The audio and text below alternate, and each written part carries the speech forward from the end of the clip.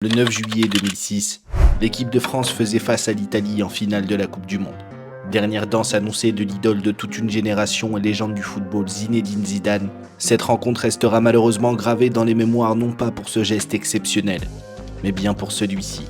Un coup de tête synonyme de sortie par la petite porte pour Zizou, mais également de défaite au goût amer pour toute une nation, qui mettra par la suite presque 10 ans à panser ses plaies. Et c'est pourquoi je me suis mis à imaginer, mais surtout à me poser cette question. Et si Zinedine Zidane n'avait pas mis ce coup de tête?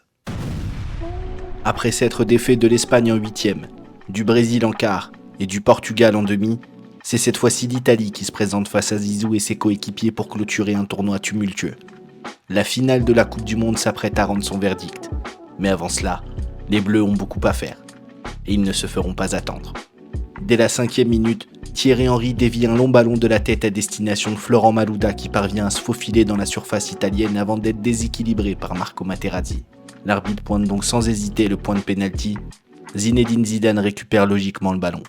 Et dans ce qui demeure à coup sûr aujourd'hui l'un des pénaltys les plus légendaires dans l'histoire de ce sport, Zizou place une panenka magistrale juste en dessous de la barre transversale qui rebondit derrière la ligne, avant de frapper de nouveau la barre et de ressortir.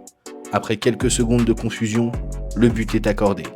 À l'image de sa reprise de volée d'anthologie en finale de Ligue des Champions face au Bayer Leverkusen, Zinedine Zidane vient de lier une nouvelle fois son nom à un geste exceptionnel. L'équipe de France mène 1-0. Cependant, et en dépit d'une nouvelle faute de Marco Materazzi qui prend nettement appui sur Patrick Vieira, l'Italie égalise à la 17e minute. Les deux équipes continuent d'être dos à dos et donnent absolument tout sur chaque ballon. La seconde période, quant à elle, démarra plus timidement. Les jambes sont lourdes, les esprits éreintés, et la pression d'une victoire en finale de la Coupe du Monde vient s'ajouter au fardeau de chacun. Sûrement l'une des causes d'un événement aussi rocambolesque qu'improbable qui se déroulera à la 108e minute. Buffon effectue un long dégagement suite à une contre-attaque manquée par les Bleus. L'arbitre de la rencontre, portant lui aussi les stigmates de l'intensité du match, peine à se replacer au centre du terrain.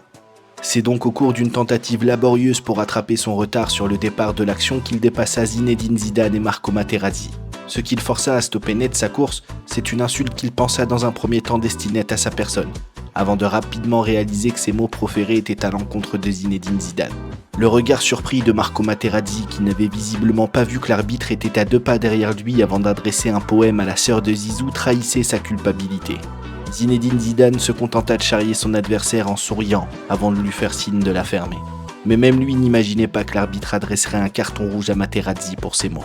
Les Italiens sur et en dehors du terrain courent dans tous les sens en criant au scandale, mais il est déjà trop tard pour cela.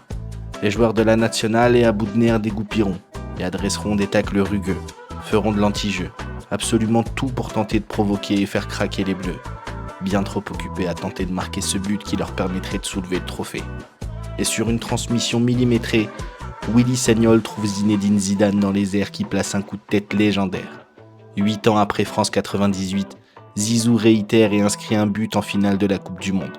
Le stade en entier exulte, les joueurs, le staff, mais surtout des dizaines de millions de supporters à travers le globe. La France est une nouvelle fois sacrée championne du monde et Zinedine Zidane meilleur joueur de la compétition. Une dernière danse rêvée pour celui qui est une nouvelle fois officiellement à la retraite. C'était à prévoir au vu de la compétition, et ce en dépit de son statut de joueur retraité, Zinedine Zidane remporte le Ballon d'Or 2006, devenant ainsi le seul et unique joueur à recevoir cet honneur alors qu'il n'est plus en activité. Fais péter les commentaires pour une partie 2 sur les répercussions si jamais ça t'intéresse. Merci d'avoir regardé la vidéo, à la semaine prochaine.